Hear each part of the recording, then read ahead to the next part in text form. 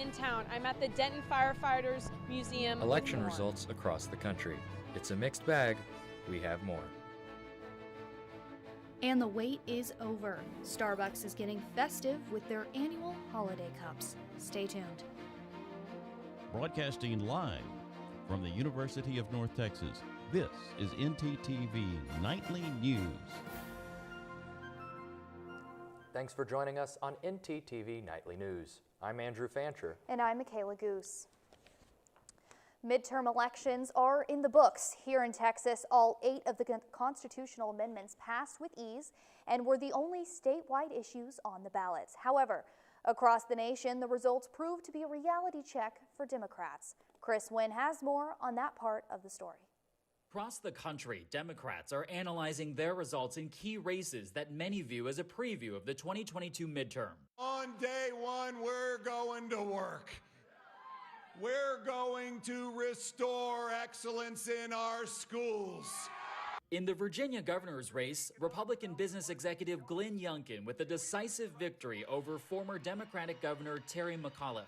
The blame game already beginning, with Virginia Senator Tim Kaine placing it on congressional Democrats. You got to be able to make a deal and deliver results. They want more results, and we got to deliver because we are the majority and they expect us to deliver. In New Jersey, in a race still too close to call, Phil Murphy seeking to become the first Democratic incumbent governor to win re-election in that state in more than 40 years. There were some bright spots for the Democrats, with Michelle Wu becoming the first woman and person of color to be elected as mayor of Boston. Between tackling big problems with bold solutions and filling our potholes.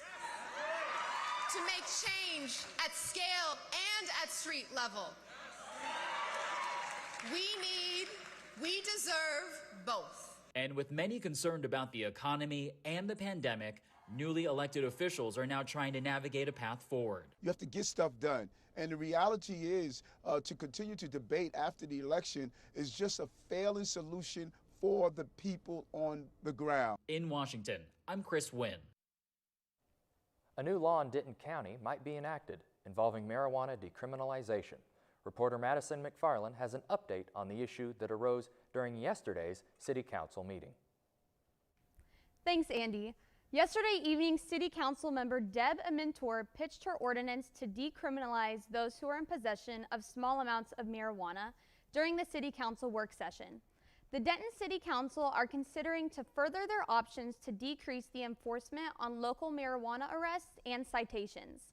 ntTV News talked with local smoke shops on the topic of decriminalizing THC, and they stated that they believe they will not be affected by this ruling if it were to come into effect anytime soon.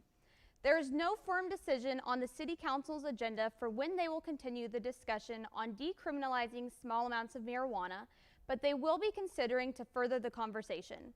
That's all I have for you. Back to you guys at the desk. Thanks, Madison. You know, Andy, today the temperatures finally dipped. I got to wear my turtleneck to work today. It was amazing. And while I totally agree, we can all understand that, Texas is pretty indecisive when it comes to the weather. So is that cold weather here to stay? Jasmine Carrillo has more. Jasmine? Thanks, guys. If you are heading out tonight, be sure to bundle up. I know I'm glad I did. North Texas just received a major cold front with temperatures dipping low into the 30s. Getting a first look at our current conditions, we are situated at a cold 49 degrees. That wind chill is pushing it a little bit lower with it feeling like 45. Your wind speed is situated at 10 miles per hour northeast bound with partly cloudy conditions. Getting into tonight's conditions, we are getting a little bit colder with a low of 44 with it feeling like 43. Your wind speed is consistent with 10 miles per hour northeast bound and cloudy skies. Getting into tomorrow's conditions, we are situated at 58 degrees, so just a bit warmer, and it will feel like 56. Your wind speed is again 10 miles per hour northeast bound with partly cloudy skies. That's all for your first look. We'll see you back inside for your full weather forecast. Thanks, Jasmine. Now the wait is finally over for parents hoping to protect their children from COVID. The federal government has okayed and is recommending the Pfizer vaccine for children 5 years and older. Here in Denton County, the health department is ready to start giving those jabs. Denton County Judge Eads said the county wants to make sure anyone who wants to vaccinate their children will have no problem doing so. Getting children vaccinated is all part of the state and national push to protect the population and ultimately get COVID-19 under control. This latest move is seen as a crucial one in that fight. ntTV's Camille Ryan has more. Thanks, Michaela. Well, I'm here at the Denton Firefighter Museum because the Denton Fire Department just was approved as a COVID-19 vaccination site for children between the ages of 5 and 11. Now, with over 70,000 children living in the Denton County, this is bringing us one step closer to herd immunity. Parents will register their children on the vaccine interest portal waitlist, and then they will get an email or text message to schedule their appointment time. Denton County Public Health will have multiple first dose clinics for children from November 7th to November 13th in Denton. For COVID vaccine information or to join the vaccine interest portal waitlist, visit dentoncounty.gov/vaccine.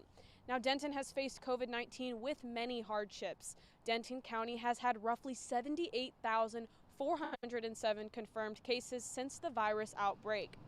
There are about 10,302 active cases as of right now, and about 97,105 people have recovered from the virus. With children now eligible to get the shot, the hope is that the number of cases will continue to decrease. That's all I have. Back to you guys in the studio. Thanks, Camille. Now, even though the vaccine has been thoroughly tested, a new survey shows that 66% of parents are still worried about the possible future effects the shot may have. Some parents were concerned the vaccine might harm their child's future fertility or other growth issues. According to top U.S. health experts, this is a false worry. The vaccine will not affect the growth of development or children. From a bit of misinformation, and it got picked up in the press and propagated through social media. Parents with any concerns or questions about the COVID-19 vaccine are advised to reach out to their doctors. Pediatricians will be able to talk you through what you need to know in order to make that informed decision. And it's based on science, it's based on research, it's not based on some of the fear-based information that we're seeing on the internet. The issue of COVID-19 and its impact has been top of mind in this country for months. Tonight, Andrew Fancher offers a different perspective. Andy? Michaela, for the last year and a half, the story of COVID-19 has been dire. Grim statistics, tearful interviews, and negative predictions. And while the following story does punctuate tragedy, it puts into perspective where we started and where we are today. In the spring of 2020, New York City was overran by COVID-19.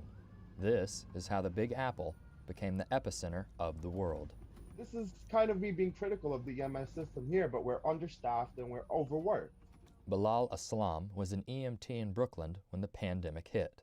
I'm proud of the work I've done over the last year. We've helped, countless lives, and we've lost countless. NYC reported its first COVID death in mid-March. 3 weeks later, it had more cases than all of China. A lot of people are just in it for the lights and sirens and aren't in it for the patient care. GOLDY LANDAU was a full-time EMT in March of 2020. The hospitals were so crowded. A lot of them were running out of supplies. It was so chaotic. There are beds lining, literally lining the hallways. And when the city broke a record number of ambulance calls, the EMS system caved in. And so what we were looking at was we needed sheer manpower to deal with twice the call volume that we normally deal with. In response, for the first time in its history, New York City called for mutual aid. We heard there was a virus in China, then we hear about Italy, and then it starts coming stateside. ADRIAN MONROE was a paramedic in West Virginia.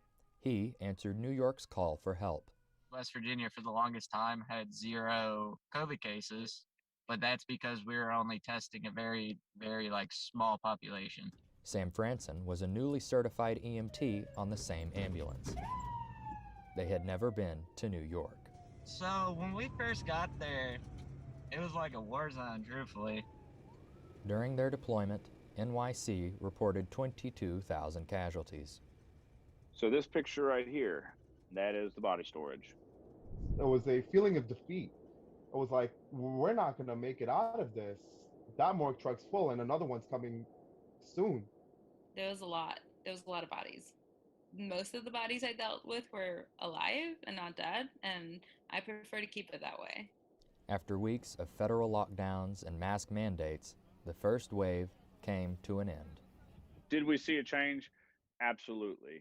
Was it where we're at now in 2021? No, it wasn't. Moreover, to turn negative statistics into a positive light, more people are vaccinated per day than the total number of COVID deaths in the U.S. Coming up next, Netflix has something new for gamers. And environmental experts are taking off with a new discovery. Stay with us.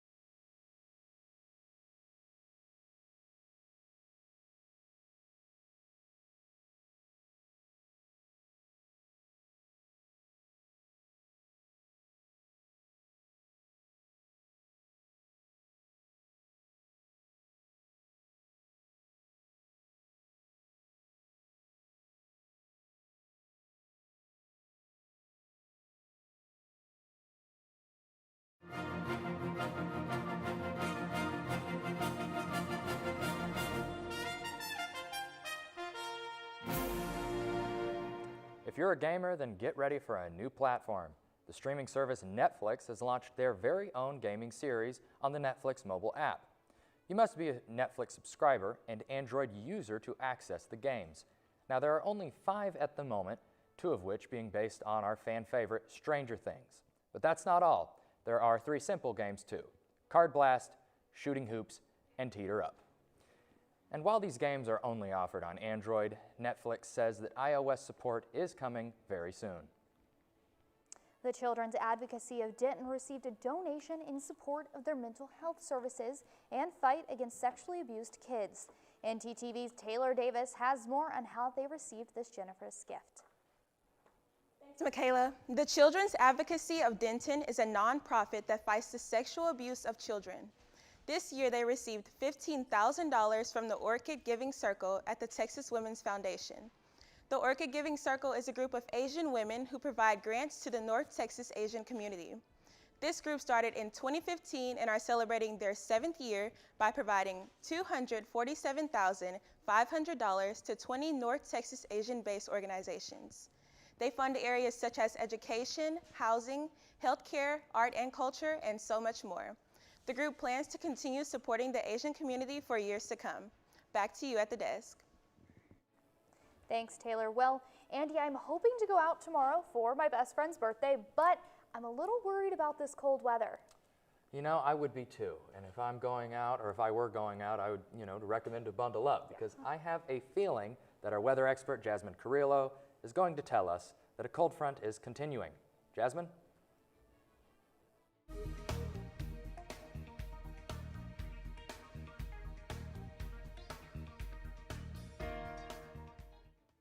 Andrew, Texans are getting a taste of our first major cold front of the fall season. Luckily, this cold front should be passing through by the weekend. Taking a full look at our current conditions across North Texas, as you can see back here, we do have some pretty cool temperatures, all situated well into the 40s. Graham is situated with our high of 50, which is crazy. And of course, Paris with our low of 45. Taking a look at our current conditions across the state, El Paso leading with a high of 71. And of course, Amarillo with a low of 45. Taking a look at your 7-day forecast over here, as you can see, luckily this cold front will not be lasting long. It will continue well into Thursday and Friday, when we can start to see those cooler temperatures that are appropriate for fall. That's all for your weather forecast. Back to y'all at the desk. 3 California condors were released into the wild at Ventana Wildlife Society yesterday. Condors are North America's largest flying bird and are critically endangered. CNN's Amy Hollyfield has more on the release. Might want to leave the nest yet. 3 female condors were hesitant when their cage door opened this morning at the Ventana Wildlife Society in San Simeon, but the executive director isn't concerned, calling this a soft release technique, one they have found is the most successful. We want the birds to very comfortably and very carefully come out of the pen and then transition life into the wild very slowly. It's a proven technique that we've used for 25 years. Even though this may not look like much to the casual observer, it is an emotional moment for those at the center. No, it's really exciting. I'm watching some of my donors get tears in their eyes as they watch. And here is proof that the process is working. This is a picture of a condor that was spotted here in the Bay Area near Mount Diablo. This bird was released at Pinnacle National Park. The sighting near Mount Diablo is historical. One of those was even a bird that went as far north as Mount Diablo, which was the first time recorded in 100 years. I think over time we're going to start seeing more sightings in Mount Diablo, Mount Hamilton, all throughout that mountain range. Absolutely. The California condor almost went extinct in the 1980s, but supporters rooting for this underdog say this is all very good news for the condors. In Walnut Creek, Amy Hollyfield, ABC 7 News. Coming up, vegan and vegetarians are loving it at McDonald's. And I scream, you scream, we all scream. For turkey ice cream, stay tuned for the new flavor you'll want to gobble down.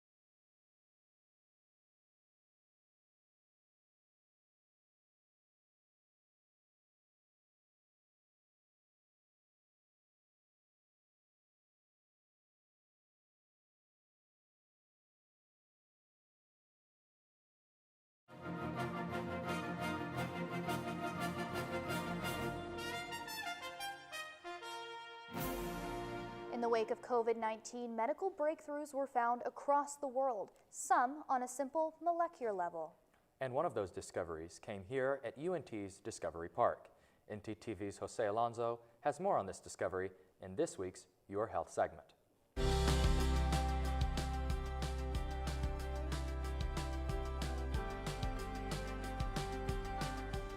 Yes, Andrew, we're always trying to discover new ways to cure diseases. I talked to UNT and UTD professors that found a way to limit the long process of engineering mutations.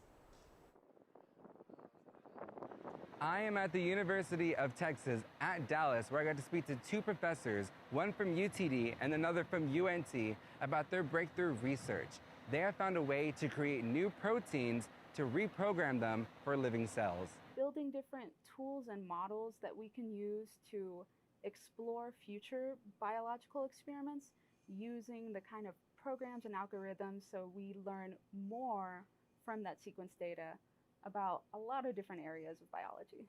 So why should we care about this science? Well, both professors have answers you might want to hear. Can we now build our own thing? Can we now modify them? Can we have the knowledge to modify the molecules so that they do what we want? Why do we care? Because then, if we understand their functions and we can modify them, then we can use them for our advantage, either in medicine or in industry. So regarding your breakthrough research, what else do you want the public to know? And then so we can then use these new functions or these new behaviors to build something we call cellular device.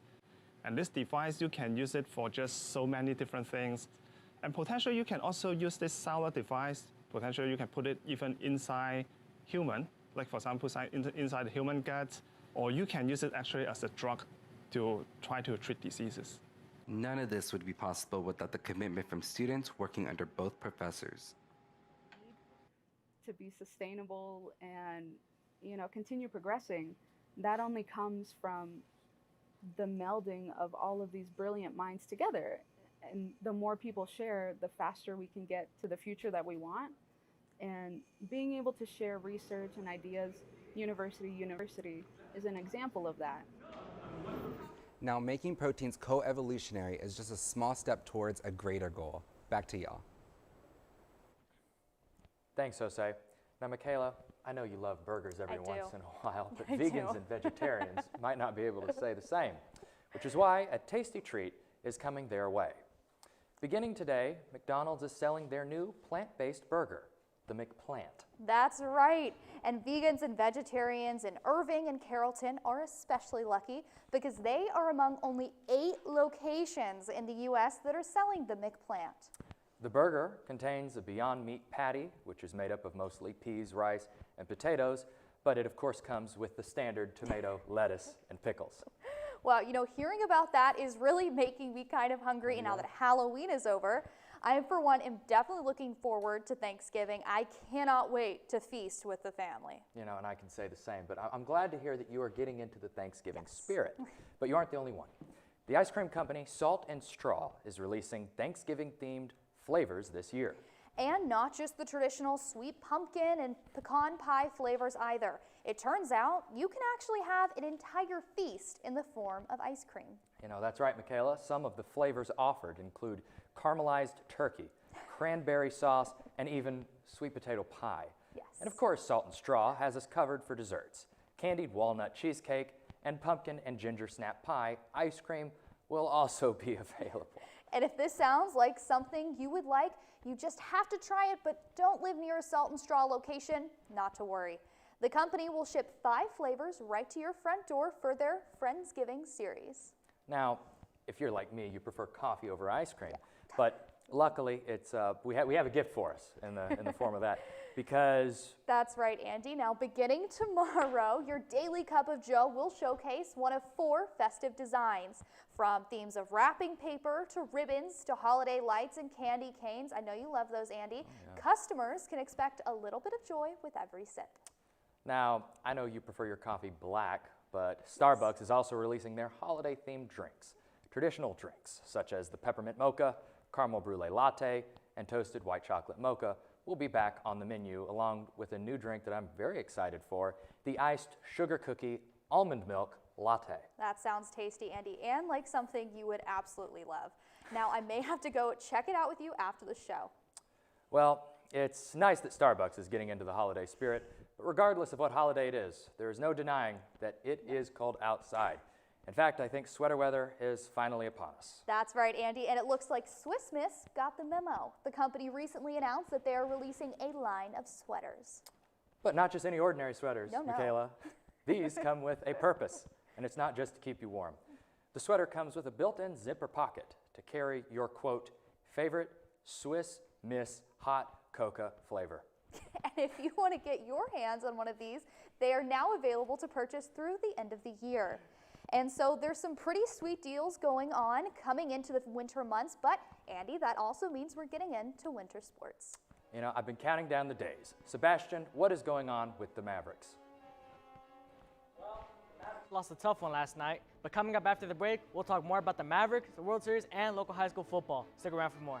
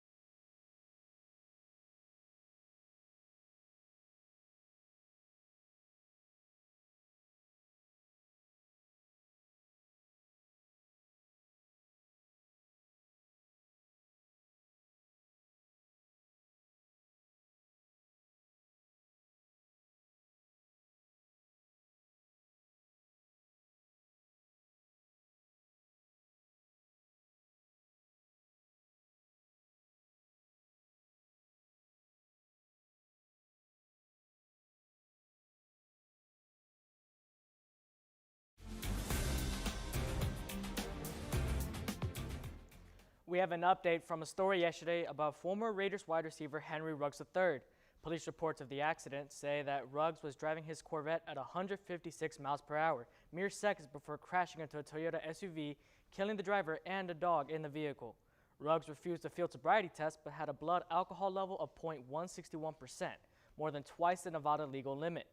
Prosecutors say they also found a loaded handgun on the floor of Ruggs' vehicle. Ruggs appeared in court today in a wheelchair and a neck brace, but posted bond. He faces up to 46 years in prison, but that could increase if gun charges are added. We will update this story as more information is released. The Dallas Mavericks fell to the Miami Heat last night after winning 4 of the last 5 games. The Mavericks held the lead at the end of the first quarter, but the Heat pulled it back and never gave up the lead in the second half. 4 of the Heat caught fire, with Tyler Hero, Jimmy Butler, Kyle Lowry, and Bam Adebayo each scoring over 20 points. Luka Doncic led the Mavericks in scoring with 33, followed by Jalen Brunson with 25 and Tim Hardaway Jr. with 17. The Mavericks' next game is tonight in San Antonio versus the Spurs. The Mavericks beat the Spurs last Thursday 104-99 behind Luka Doncic's 25 points. They will once again be without Kristaps Porzingis, who will miss his 5th consecutive game with a back injury. Tip-off will be tonight at 7:30 p.m. The Atlanta Braves closed out their first World Series championship in 26 years last night, beating the Houston Astros 7-0 in Game 6. Braves starter Max Fried handled the Astros hitting, throwing for 6 innings and giving up 0 runs. Fried also got great run support from home runs by Dansby Swanson, reigning National League MVP Freddie Freeman, and World Series MVP Jorge Soler. Many experts didn't give the Braves much of a chance throughout the season as they were sitting in 3rd place in their division. Even when they went 36-20 through the last 2 months of the season, Fangraphs gave the Braves less than a 10% chance of winning it all. While the title win is special to everyone in the Braves organization, Rangers fans can celebrate former Rangers manager Ron Washington, who led the franchise to back-to-back American League pennants, finally winning a ring. Now that we are into the final week of the high school football season, it's time for teams to finish strong and close out district titles. Tomorrow night, the Denton-Braswell Bengals will travel to play spoiler to the Allen Eagles senior night. Allen needs a win to secure its 16th consecutive district title. With a Braswell win, that means that the Denton Guyer Wildcats will clinch its first district title since 2014. On Friday night, the Denton Broncos will look to finish the season strong as they host the winless Frisco Centennial Titans. The Broncos are looking to kickstart a struggling offense after being shut out in back-to-back games. Last but certainly not least, this weekend we'll see a true Friday Night Lights showdown. The Denton Ryan Raiders will travel to the Ford Center to take on the Frisco Lone Star Rangers. Both teams will enter the contest 7-0 in district play, but only Un will walk out undefeated and still holding the District 5 5A title. That's all I have for sports. Back to y'all at the desk. Thanks, Sebastian. Well, Jasmine and Andy, I can officially say it was so cold today. And you can say that again. But Jasmine, how about reminding me of just how cold it is and, more importantly, what tomorrow looks like? Yeah, well, absolutely, Andrew. Well, guys, you are right. The cold, that's the perfect word. Texas is currently experiencing an unusual cold front this fall season. Thursday's high will be 16 degrees below average. Be sure to bring in all plants and pets tonight. Temperatures will dip into the high 30s into the early morning. Through Friday, drive carefully tonight as roads are still a little bit patchy with drizzle expected to last until 2 a.m. tonight. Friday, this cold front by keeping a warm jacket on hand. That's all for your weather update. Stay warm, North Texas. Well, you know, guys, I have issues driving on nice dry roads. That's going to be an issue for me. Well, you're not the only one. Thanks for watching ntTV Nightly News. Join us again tomorrow night at 6 here on North Texas Television.